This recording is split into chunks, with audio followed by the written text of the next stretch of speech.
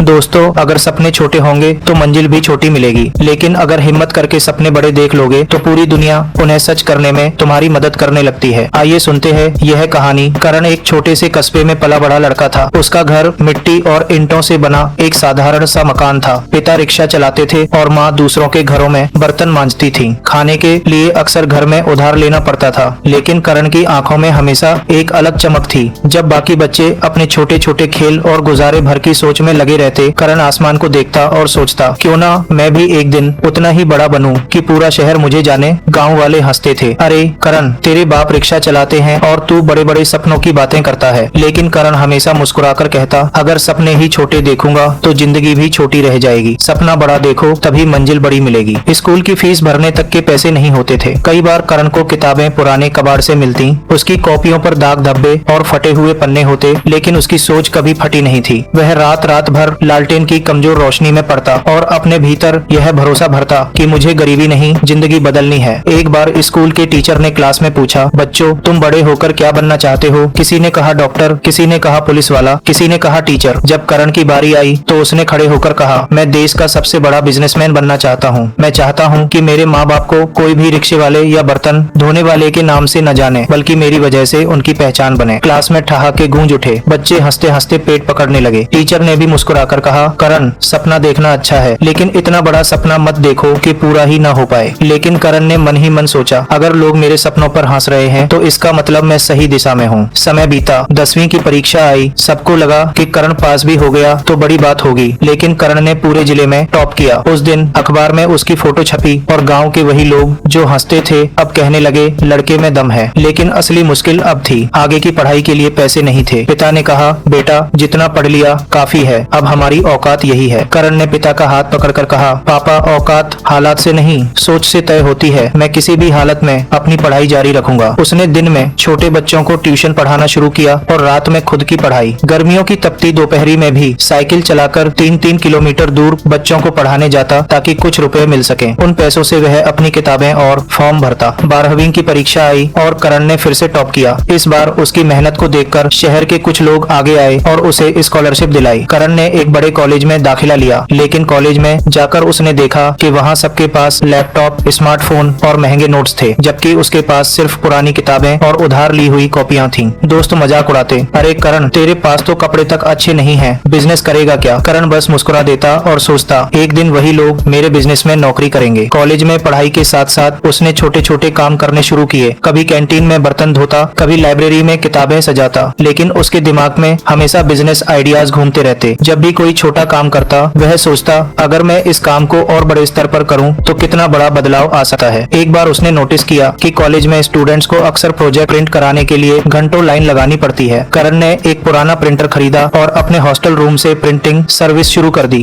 देखते ही देखते पूरा हॉस्टल और कॉलेज उसके पास आने लगा। धीरे धीरे उसने पैसे जमा किए और शहर में एक छोटा सा साइबर कैफे खोल दिया। लोगों को अब समझ आने लगा कि करण सिर्फ सपने देखने वाला नहीं, बल्कि उन्हें सच करने वाला लड़का है। पढ़ाई खत्म होने के बाद सब अपने अपने जॉब्स में लग गए। किसी ने सरकारी नौकरी पाई, किसी ने प्राइवेट कंपनी में काम शुरू किया, लेकिन करण ने ठान लिया कि वह नौकरी नहीं करेगा। उसने कहा, अगर मैं नौकरी करूंगा तो सिर्फ अपनी जिंदगी बदलूंगा, लेकिन अगर मैं बिजनेस करूंगा तो सैकड़ों लोगों की जिंदगी बदलूंगा। उसने एक छोटी कंपनी शुरू की जहां सिर्फ 2 लोग काम करते थे। शुरुआत में बहुत मुश्किलें आईं। लोग कहते, इतनी बड़ी कंपनी बनाने के सपने मत देख, तेरी औकात नहीं है। लेकिन करण ने हमेशा अपनी ही लाइन दोहराई, सपना हमेशा बड़ा देखो, क्योंकि छोटा सपना इंसान को छोटा ही रखता है। दिन रात मेहनत करके उसने अपनी कंपनी खड़ी की। धीरे धीरे वह कंपनी शहर की सबसे बड़ी कंपनियों में गिनी जाने लगी। आज उसकी कंपनी में हजारों लोग काम करते हैं। उसके माँ बाप, जिनके बारे में कभी लोग मजाक उड़ाते थे, अब सबके लिए गर्व का कारण बने। एक दिन गांव के स्कूल में करण को बुलाया गया। वहीं बच्चे, जिनके बीच वह कभी बैठा था, अब उसकी ओर टकटकी लगाए देख रहे थे। करण ने बच्चों से कहा, बच्चों, हालात कभी किसी का भविष्य तय नहीं करते। अगर मैं रिक्शे वाले का बेटा होकर बिजनेसमैन बन सकता हूँ तो आप क्यों नहीं? बस एक बात याद रखो, सपना हमेशा बड़ा देखो, क्योंकि छोटे सपनों के लिए लोग बहुत हैं, लेकिन बड़े सपनों को सच करने की हिम्मत सिर्फ कुछ लोग ही करते हैं, और वही लोग इतिहास बदलते हैं। उस दिन पूरे गांव ने समझा कि सपनों का आकार ही जिंदगी की दिशा तय करता है। यह कहानी आपको कैसी लगी कमेंट में जरूर बताएं, और ऐसे ही हौसला बढ़ाने वाली मोटिवेशनल कहानियां सुनने के लिए हमारा channel motivational story by SK अभी सब्सक्राइब करें और अपने दोस्तों के साथ शेयर करें।